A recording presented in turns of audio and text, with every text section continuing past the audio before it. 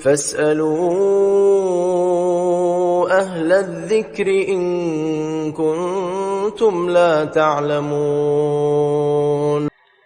Saya pernah jelaskan di awal-awal kita jelaskan masalah neraka ini. Kalau nanti ada 3 golongan di hari kiamat. Ada golongan yang masuk surga tanpa hisab. Tidak ada timbangan lagi, masuk surga langsung. Ini kalangan para nabi-nabi, syuhada, ya.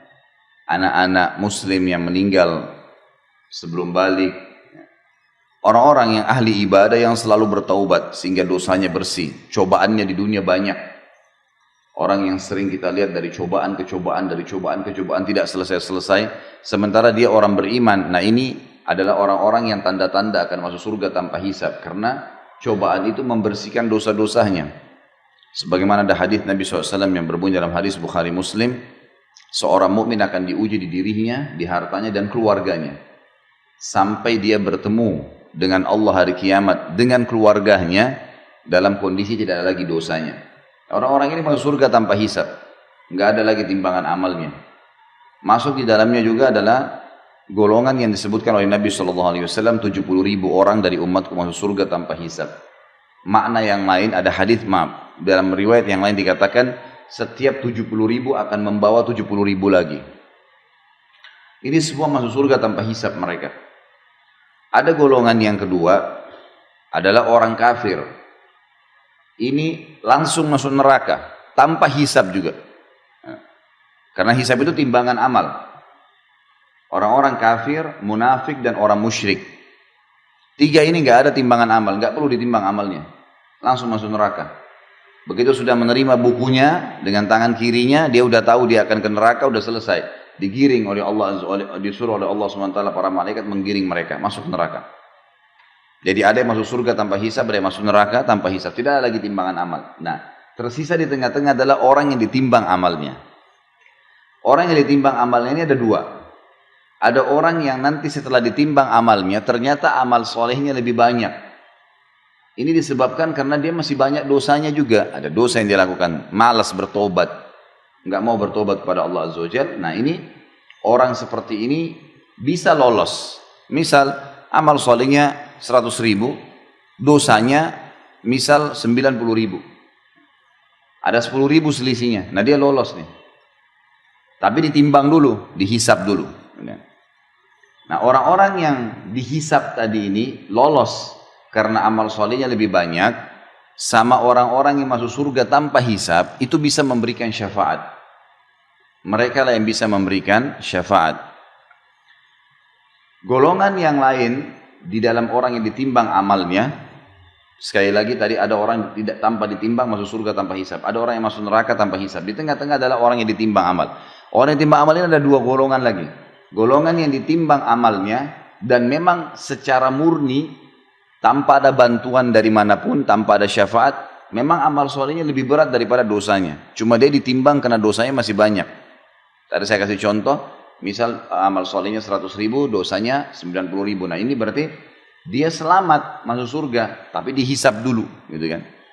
Nah orang seperti ini dengan orang-orang yang masuk surga dari awal tanpa hisab bisa memberikan syafaat, dia bisa memberikan pertolongan. Golongan kedua dari orang yang ditimbang amalnya adalah orang yang ditimbang amalnya, tetapi amal buruknya lebih berat. Amal buruknya lebih berat. Misal kita balik tadi orang yang lolos 100.000 pahala, 90.000 dosa. Kita balik. Orang yang ditimbang kedua ini adalah dosanya yang 100.000. Pahalanya yang 90.000. Ini orang masuk neraka. Secara hitung-hitungan, dia harus masuk neraka dulu. Bersihin yang 90.000 itu. Tapi di sini ada banyak pendapat ulama. Yang pertama dikatakan, kalau dosanya 90.000, dosanya 100.000, ini misal, pahalanya 90.000, maka dia disiksa di neraka sesuai dengan kadar selisihnya saja. Bukan semua dosanya. Karena dia punya amal saleh. Dia punya amal saleh. Jadi misal kadarnya cuma beda 10.000 ya. 10.000 itulah yang disiksa di neraka. Karena yang lainnya dianggap berimbang dengan amal salehnya. Makin banyak dosanya, makin lama di neraka. Misal kalau selisihnya banyak sekali. Dosanya 100.000, mungkin amal solehnya cuma 1.000. Ini berat buat dia akan disiksa. Bahkan ada orang hari kiamat, amal solehnya tidak ada sama sekali. Kalaupun dia ibadah, sholat, riya, sedekah, riya, atau tidak ada yang dia buat, mungkin cuma seumur hidupnya cuma 2 kali sedekah. Mungkin ada orang cuma 2 kali sholat, muslim tapi tiap hari buat dosa, dusta lah, dengar musik lah, inilah, itulah, zina lah, macam-macam. Dosanya banyak. Nah ini berat ini, dia akan masuk neraka sampai bersih dosa-dosanya itu kan. Nah, baik. Jadi di sini orang yang ditimbang amalnya, yang kedua ini adalah orang yang dosanya lebih berat, lebih banyak daripada amal soleh, dia akan masuk ke neraka. Kita masuk ke bahasan kita masalah syafaat. Orang yang masuk surga tanpa hisab tadi, dengan orang yang sudah lolos murni memang karena pahalanya banyak, dosanya ada tapi pahalanya lebih banyak, mereka boleh memberikan syafaat. Yang diberikan syafaat adalah orang yang tadi ini, yang ditimbang dosanya lebih banyak daripada amal solehnya. Tidak ada syafaat bagi orang kafir, nggak ada syafaat untuk orang munafik, nggak ada syafaat untuk orang musyrik.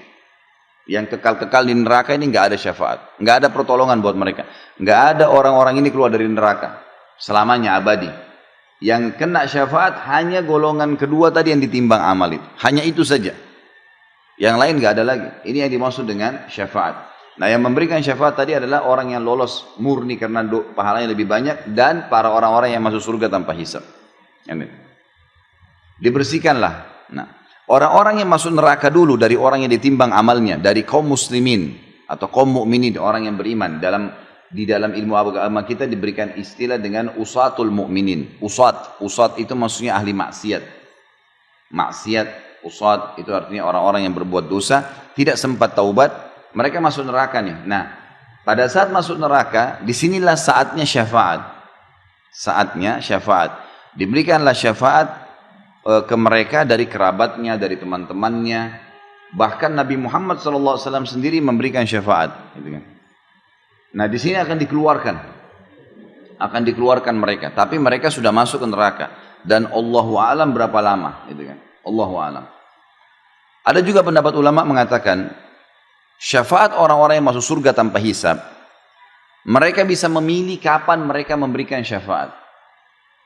Mereka bisa memilih kapan memberikan syafaat. Misal sebelum masuk surga pun Nabi Muhammad SAW dan para nabi-nabi bisa memberikan syafaat sebelum masuk surga. Jadi masih selesai timbangan amal, orang-orang masih pada lewat di atas sirat, itu sudah ada syafaat-syafaat mereka.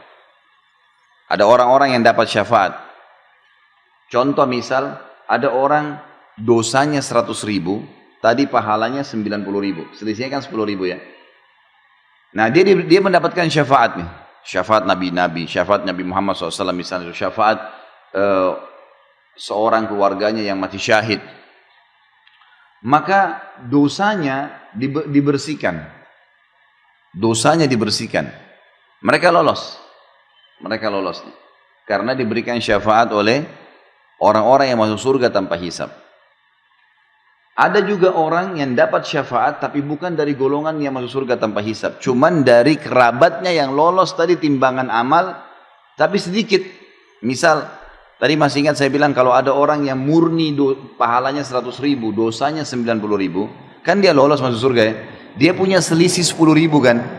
Nah dia diberikan kesempatan oleh Allah untuk memberikan syafaat. Dia diberikan kesempatan oleh Allah Azza wa Jalla untuk memberikan syafaat sesuai dengan kadar pahala dia yang lebih saja. Jadi ada orang yang memberikan syafaat tanpa hisab, itu terutama nabi-nabi mereka bisa berikan syafaat kapan saja. Sebelum masuk surga pun ya. Ada orang-orang, jadi diselamatin tuh orang-orang. Sebelum masuk surga, sebelum masuk neraka sudah diselamatin. Ada orang-orang enggak. Mereka masuk neraka dulu, lalu ditolong. Nah, yang menolong mereka ini bisa para nabi-nabi juga. Syafaat yang lainnya bisa sebelum masuk neraka atau sudah masuk neraka. Ada juga kerabat mereka yang lolos timbangan amal, tapi kadar selisihnya sedikit. Misal antara pahalanya 100.000, dosanya 90.000. Nah ini selisihnya sedikit 10.000. Dia cuma bisa menolong 10.000 itu saja. Misal ada kerabatnya ternyata butuh 9.000 pahala. Dikasihlah sama dia. Bukan dikasih dari pahala dia ya. Kadar itu bisa dipakai.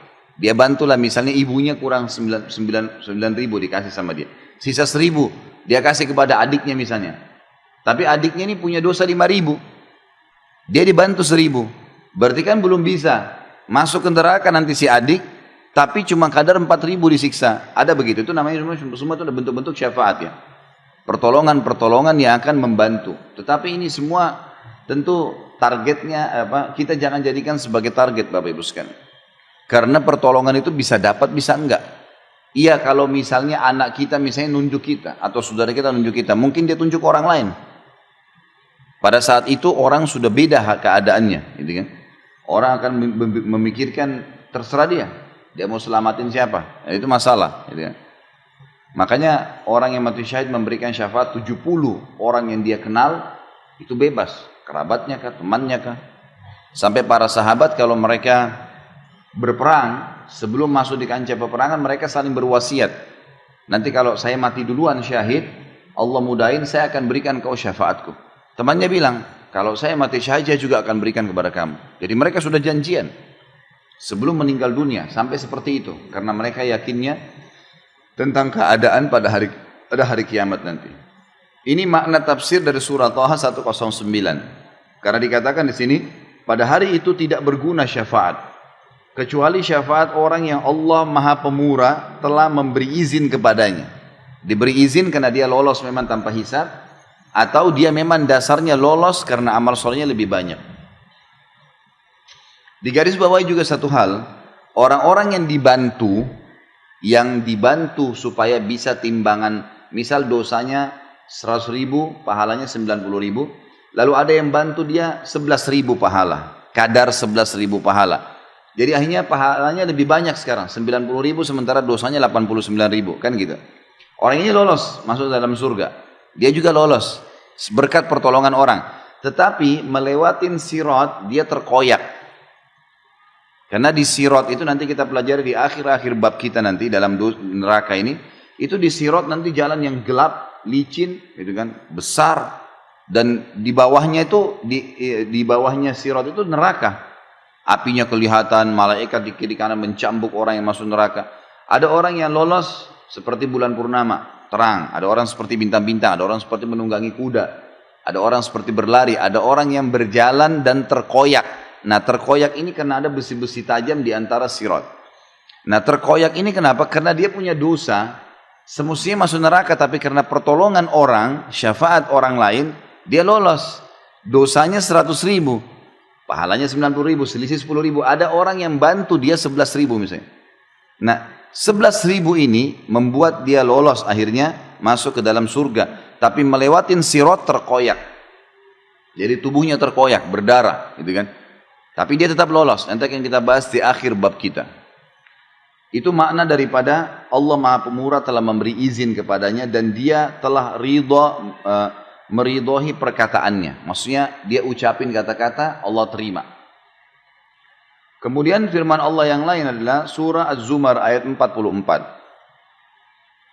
A'udzu billahi minasyaitonir rajim. Qul lillahi syafa'atu jami'a. Lahu mulkus samawati wal ard, thumma ilaihi turja'un. Katakanlah hai Muhammad, hanya kepunyaan Allah syafaat itu semuanya. Tentu dong saya dengan izin Allah, Allah yang berikan. Kepunyaannya lah, ya. Dan ini Bapak Ibu yang sudah tahu tentunya saya bisa ingatkan kembali, kalau nya besar berarti di tengah-tengah huruf begitu Allah, kembali kepada kata ganti Allah. Sama dengan dia, D-nya biasa dibesarin, nah, itu berarti kata ganti Allah. Kepunyaannya lah, ya, kerajaan langit dan bumi, kemudian kepadanya lah kamu dikembalikan. Saksi bahasan kita adalah masalah hanya kepunyaan Allah syafaat itu. Jadi Allah Azza wa Jalla yang memberikan kesempatan. Kalau enggak maka tidak bisa mengeluarkan atau memberikan syafaat. Ya, tidak bisa memberikan syafaat. Selanjutnya kita lihat surah Zukhruf ayat 86. Ini di buku kita tidak ditulis soalnya ayatnya. Buka surah Zukhruf ya. A'udzu billahi minasyaitonir rajim. ولا يملك الذين يدعون من دونه الشفاعة إلا من شهد بالحق وهم يعلمون. Dan sembahan-sembahan yang mereka sembah selain Allah, patung kah, pohon keramat kah, atau apa saja, tidak dapat memberi syafaat. Akan tetapi orang yang dapat memberi syafaat ialah orang yang mengakui yang hak, tauhid, beriman kepada Allah. dan mereka meyakininya. Kita bahas sekarang hadis Nabi SAW. Tadi beberapa ayat Al-Quran yang menjelaskan tentang syafaat. Dan sudah saya rincikan tadi seperti apa syafaat pada hari kiamat itu. Di dalam hadis riwayatkan Imam Bukhari dan juga Imam Muslim, Abu Sa'id Al-Khudri radhiyallahu anhu meriwayatkan dari Nabi SAW, yadkhulu ahlul jannatil jannata wa ahlun nari nara. ثم يقول الله عز وجل أخرجوا من كان في قلبي مثقال حبة من خردل من إيمان فيخرجون منها قد اسودوا فيلقون في نهر الحياة فينبتون كما تنبت الحبة في جانب السيل ألم تر أنها تخرج صفراء ملتوية. Ahli surga pada saat sudah masuk ke dalam surga, semuanya sudah masuk ke dalam surga, dan ahli neraka sudah masuk ke neraka. Kemudian Allah Azza wa Jalla berfirman, keluarkanlah siapa saja dalam hatinya terdapat seberat biji sawi dari keimanan. Keluarkan siapa saja dalam hatinya terdapat seberat biji sawi keimanan. Lalu mereka dikeluarkan dari neraka dalam keadaan telah menjadi hitam. Lalu mereka dilemparkan di sungai kehidupan, sebuah sungai kehidupan. Sungai kehidupan ini ada di depan surga, di depan surga. Sungai khusus untuk dipakai memandikan atau membersihkan orang-orang yang sudah hangus di neraka. Lantas mereka tumbuh seperti biji yang tumbuh di samping aliran air. Kita lihat kalau misalnya ada got atau ada aliran air, biasanya karena lembabnya sampai tumbuh rumput-rumput kecil, ya, tanaman-tanaman kecil. Nah seperti itu, nanti ahli neraka ini mereka terbakar, hangus, belang-belang, lubang badannya, tapi nggak mati. Naudzubillah, tapi nggak mati. Maka mereka dikeluarkan oleh orang-orang yang menolong mereka, yang memberikan syafaat, dibawa keluar. Lalu dimasukkan ke dalam sungai kehidupan. Maka mereka dicemplungkan di situ, dimasukkan, lalu mereka tumbuh seperti tumbuhnya bunga atau pohon yang kecil di samping aliran. Tidakkah, kata Nabi SAW, kamu tahu bahwa biji tersebut yang baru tumbuh dalam keadaan kekuning-kuningan lagi lemas, ya, seperti itulah mereka akan tumbuh. Hadis ini memberikan pelajaran kepada kita tentang adanya syafaat, pertolongan. Ahli neraka dikeluarkan yang bermaksiat kepada Allah, tapi ingat, hanya orang mukmin yang bermaksiat. Orang kafir, fasik, orang kafir, munafik dan musyrik, dosa-dosa musyrik besar, menyembah selain Allah, ya, dan seterusnya, menyembelih kepada selain Allah, ini semua tidak bisa keluar, tidak bisa dapat syafaat. Kemudian hadis selanjutnya adalah hadis riwayat Imam Muslim dari sama Abu Sa'id Al-Khudri radhiyallahu anhu meriwayatkan sabda Rasulullah SAW, adapun ahli neraka yang memang penghuninya, maka mereka tidak mati dan tidak pula hidup di dalamnya. Siksa yang luar biasa, hangus, terpotong badannya, ya, lobang-lobang tubuhnya, nggak mati. Maka tidak bisa dikatakan mati, tidak juga dikatakan hidup. Tersiksa luar biasa. Dan setiap kali mereka sudah hangus, hancur badannya, dikembalikan oleh Allah SWT lagi utuh. Kemudian disiksa lagi. Proses mengutuhkan tubuh mereka juga sudah sakit. Plus lagi disiksa kembali, dibakar, dicincang, dilubang-lubangin, makan macam-macam makanan yang merusak tubuhnya. Tetapi manusia yang dibakar api akibat dosa-dosa mereka, maka Allah betul-betul mematikan mereka. Kalau seandainya ada orang yang tadi orang mukmin yang berbuat dosa, kemudian habis dosanya nih, udah habis dosanya, maka dalam hadis ini dikatakan Allah mematikan mereka, sudah nggak bisa buat apa-apa, gelimpang, tidak diutuhkan lagi kembali, hingga ketika mereka telah menjadi orang. Ketika mereka telah menjadi arang, sudah hangus, ya, seperti kita tahu kalau kayu bakar, terbakar, sudah lubang-lubang, hitam, maka diizinkan untuk diberi syafaat. Lalu mereka dibawa berkelompok-kelompok, dikeluarkan semua, oleh para malaikat dibawa, tapi dalam kondisi mereka tidak bisa buat apa-apa. Lalu disebarkan di sungai-sungai surga. Kemudian dikatakan, wahai ahli surga, berkumpullah bersama mereka. Lalu mereka tumbuh seperti biji-bijian tumbuh yang di tengah buih banjir. Jadi maksudnya nanti orang-orang ahli surga akan memberikan syafaat. Dia sebutkan misalnya siapa, atau dia datang sendiri menunjuknya, malaikat akan mengambil siapa yang ditolong itu, tapi dalam kondisi memang orang-orang mukmin yang sudah dapat syafaat ini dalam kondisi sudah lemah, sudah nggak bisa bahasakan di sini mati. Tapi kan kita sudah tahu ya, tidak ada kematian di akhirat. Jadi ini cuma bahasa mati, artinya sudah tidak diperbaharui lagi oleh Allah SWT. Karena ahli neraka masih punya dosa, apalagi orang kafir, naudzubillah, terus rusak diperbaikin, disiksa lagi, rusak diperbaikin. Begitu tidak ada batasnya, kekal selamanya. Maka orang-orang ini akan dikeluarkan oleh para malaikat lalu dibawa ke sungai. Lalu dikatakan ke sungai di depan surga. Lalu dikatakan kepada penghuni surga, kumpullah. Maksudnya kumpul di sini ada hadisnya nanti menjelaskan. Orang-orang ahli surga memercik-mercikkan mereka dengan air itu. Di sungai kehidupan tadi. Dipercik-percikan dengan air. Sehingga mereka ya jadi seperti kayu yang sudah terbakar seperti arang lalu disiram.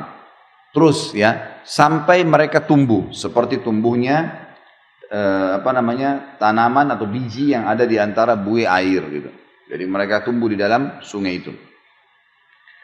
Hadis selanjutnya, hadis yang diriwayatkan oleh Imam Ahmad dan ini disebutkan sahih sesuai dengan syarat Imam Muslim.